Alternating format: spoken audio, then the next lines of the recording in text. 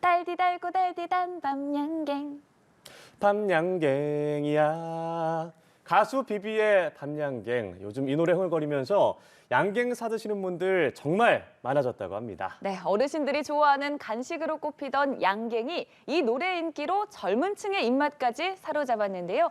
소비 시장에도 변화의 바람을 일으키고 있습니다. 뉴스캐스터 연결해서 분석해보죠. 신재인 캐스터도 양갱 좋아하나요?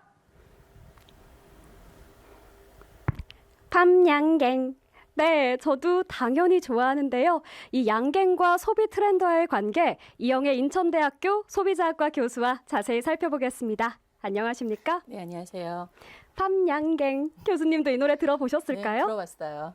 네. 그런데 이 노래가 인기가 있다고 해서 양갱까지 실제로 인기가 있는 건 어떤 관계라고 보십니까? 일단 노래가 굉장히 쉽게 따라 부르기 편한 그런 리듬으로 누구나 다 경험한 소재를 대상으로 해서 노랫말이 만들어졌잖아요. 그래서 사람들이 많이 이제 열광을 하는데 그 노랫말 안에 뭐 달디단 밤양갱이라는 말들이 계속 후렴구로 반복이 되다 보니까 젊은 세대들이 노래를 듣다가 관심이 이제 크게 생기게 되는 거죠. 그래서 나도 한번 먹어볼까? 밤양갱이 뭔가 뭐 이런 거에 대한 관심들이 생기게 되니까 자연스럽게 소비들이 증가하게 되는 것 같습니다. 네, 최근에 우리나라에서 이제 양갱 제품이 굉장히 다양한데요. 처음 한국에서 이 양갱을 먹기 시작한 건 언제라고 봐야 될까요? 제품이 출시된 거는 1937년이라고 하니까 꽤 옛날인 거죠. 그래서 이 그 양갱 브랜드가 우리나라에서 이제 가장 오래된 그러한 과자류 중에 하나가 되니까 꽤 오래 전에 출시됐습니다. 네, 그래서인지 어쩐지 양갱을 생각하면 예전에는 조금 어르신들만 먹는 음식이다, 좀 촌스럽다 이런 이미지가 있었는데요. 최근에는 젊은 세대들에게 굉장히 힙한 뉴트로 디저트가 되어가고 있는 것 같습니다. 네, 일단은 이게 일종의 이제 할메니얼이라고 하는 트렌드를 반영한 부분이라고 할 수가 있을 건데요. 예전에는 뭐 약과류에서 시작됐던 이렇게 옛날 간식에 대한 열풍들이 촌스러워서 안 먹고 안 찾게 됐었었는데 어느 순간 이제 막 관심들을 먹고 나서 보니까 관심들을 갖게 되고 맛있다 보니까 자주 찾게 되는 측면들이 있게 되는 거죠. 그래서 되게 경험해 보니까 좋다라고 하는 부분들을 SNS에 많이 공유하고 그러다 보니까 어른들한테는 추억의 간식이 되는 거고 젊은 세대들한테는 예전에 내가 경험해보지 못했던 부분들을 재밌게 체험할 수 있는 일종의 힙한 간식거리가 되는 측면들이 있는 거죠.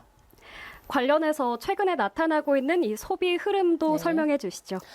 일단은 이런 이제 뭐 그 할메니얼 같은 그러한 그 트렌드 자체에서 젊은이들이 옛날 간식들을 찾거나 또 이제 그 옛날 간식들을 파는 디저트 카페 같은 것들을 체험을 하다 보면 자연스럽게 본인들이 체험하거나 소비한 제품들을 SNS에 공유를 하게 되고 그것들을 또 보면서 나도 한번 경험해 볼까라고 하는 일종의 이제 동조 현상들 같은 것들이 많이 번지게 되는 부분들이 있는 거죠.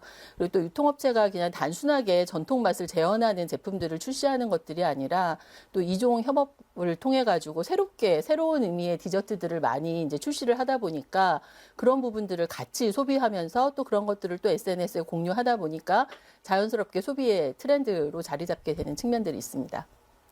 요즘 트렌드들은 그런데 조금 빨리 끌어올랐다가 또 쉽게 사그라드는 것 같은데요. 이 양갱의 인기는 언제까지 또 어디까지 갈 거라고 보실까요? 뭐 아직까지 우리가 경험해보지 못한 전통 간식들이 되게 많잖아요. 그래서 약과서부터 시작된 열풍들이 이후에 이제 양갱까지 혹은 뭐 조선시대 먹던 뭐 개성주악이라던가 이런 우리가 처음 익숙하지 않은 그러한 그 간식류까지 찾아가고 있는 상황이기도 해요. 그래서 이런 부분들은 당분간 옛날 먹거리에 대한 부분들, 옛날 우리가 경험해보지 못했던 부분들을 체험해보는 그런 트렌드는 좀 당분간 이어지지 않을까라고 생각됩니다.